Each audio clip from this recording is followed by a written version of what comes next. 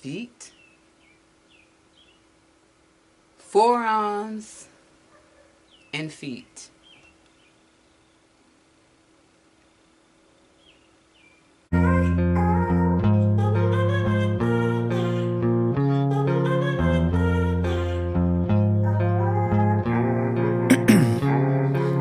Ice in my veins, I've been driving this train. Years in this lane, there's no stopping this flame. Cause I came.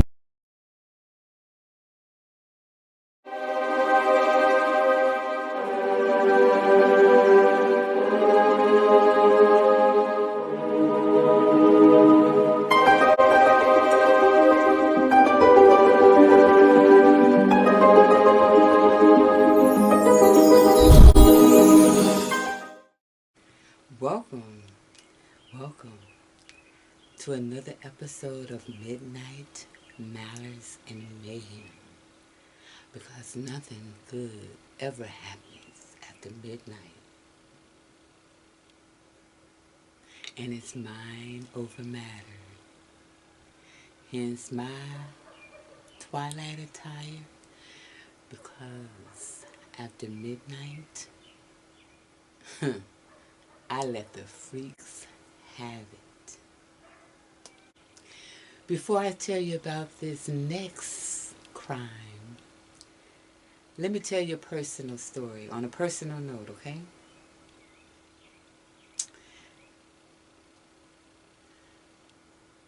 In the early 80s, I was stationed at Camp Pendleton, California, in the Del Mar area where the beach is, right? I was a welder. Yes, a welder. One of the best female welders you ever come across. During which time, when I first got stationed to California, my mother told me, y'all, you be careful out there. You be careful out there of those men.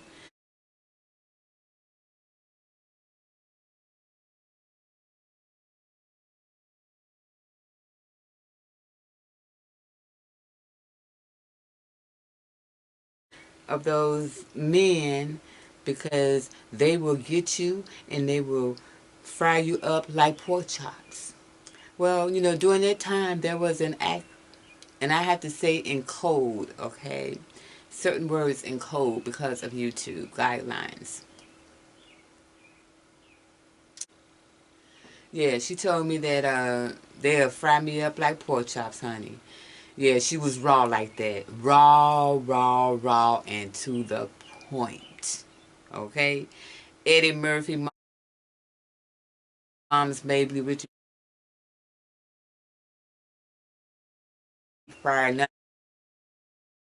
of them had nothing on her, all right? And she was serious about her stuff. Well, at the time when I was stationed there was an active serial filler.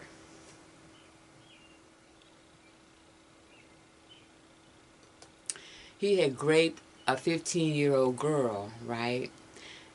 And chopped off both of her arms and left her in like a covert or something and left her unconscious and thought that she would be unalived, right? So fast forward to the early 90s. I was came to California. I mean, came to North Carolina, and I came here to North Carolina. I'm listening to the radio, the sounds of Kids 102 FM on the radio, right? And it was saying, they were talking about a woman who was in her, I think she was in her 20s at the time, that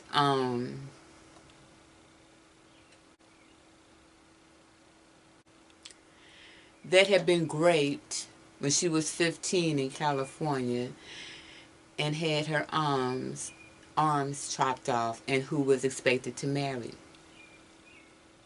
So, yeah, there was a news flash that came on, right? How ironic.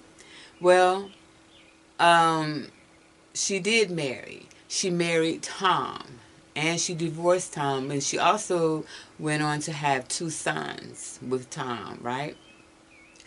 That was the case of Mary Vincent. Let me just go ahead and tell you about Mary Vincent, what happened to Mary Vincent. Let me tell you about what happened to Mary Vincent.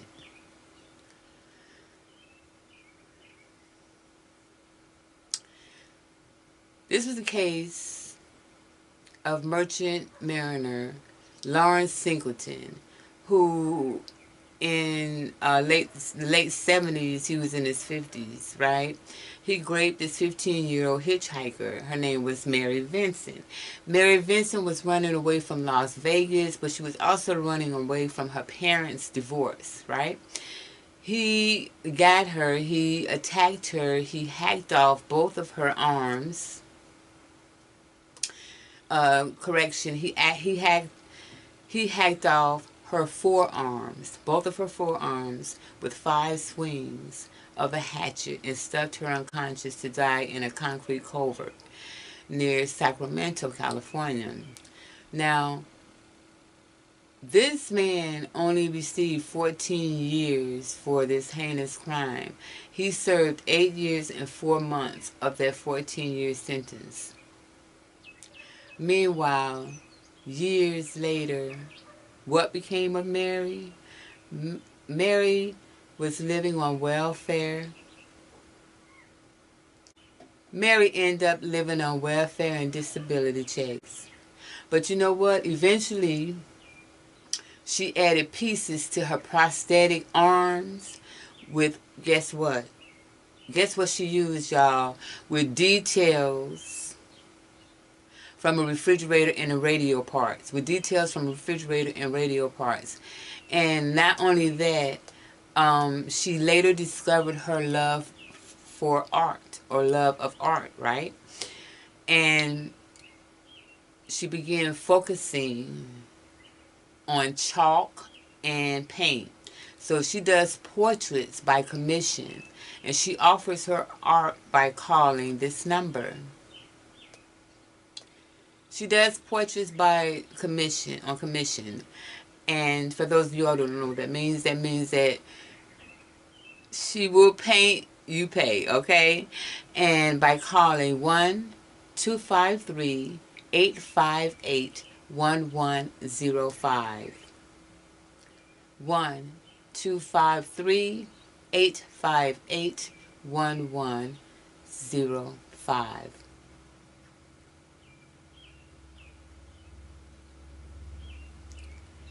And I wanted to tell you that story so that I can introduce you to another story that ties in with body parts, right?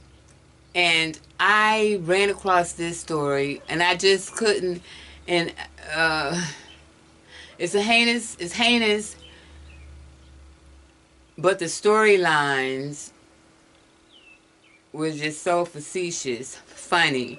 I'm sorry. I know it's a serious matter, but I just, speaking of her forearms getting chopped off, it reminded me when I was researching, when I was looking for another story, it reminded me of that 15-year-old girl at that time in the early 80s in California who that heinous crime happened to, right? So, but this is the crime that it is for malice, midnight malice, and mayhem. And here it goes. This is an unsolved crime that happened or occurred in August of 2007, y'all. Listen. When I started to read this, I began to think about all my girlfriends who like their feet rubbed.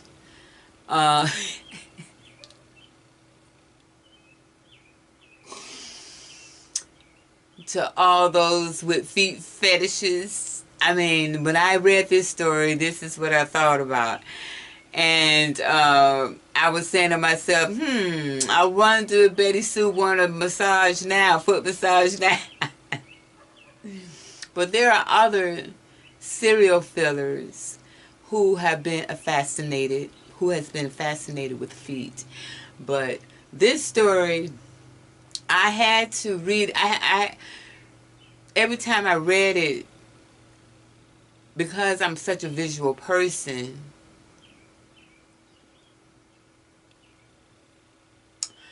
I couldn't stop laughing at certain points.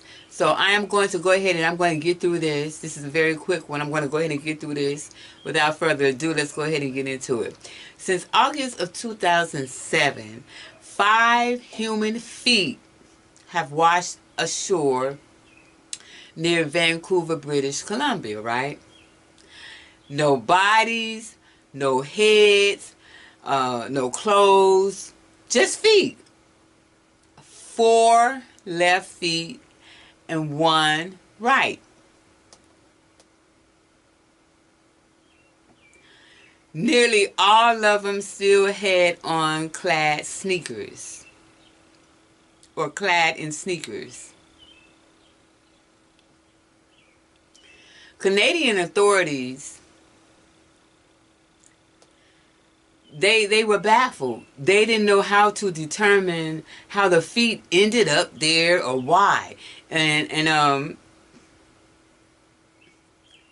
I'm sorry, excuse me.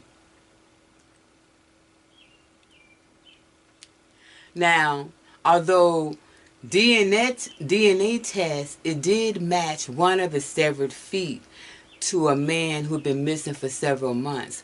A number of theories have been tossed around, including the possibility of foul play. You think, though coroners, and these are supposed to be the ones who are supposed to investigate, okay, and let us know what's going on. Though coroners familiar with the case, this is what they said. They said ocean currents have decomposition could have naturally separated the feet from their owners. Others speculated that the remains might belong to 4 unrecovered victims of a 2005 plane crash off of Quadra Island. In June,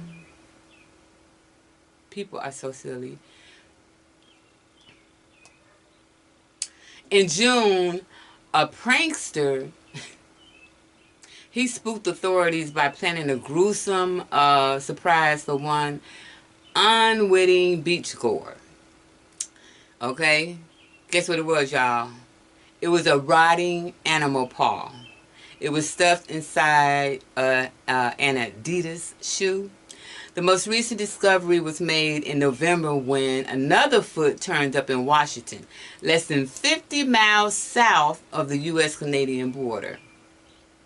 As to why there have been so few leads, people don't know. Police spokesperson at the time, Charlene Brooks of CNN, said that people think that they can do things faster than they can, and was like, oh, this is not CSI. But a Vancouver panhandler, y'all, told Bloomberg News at the time that he already cracked the case.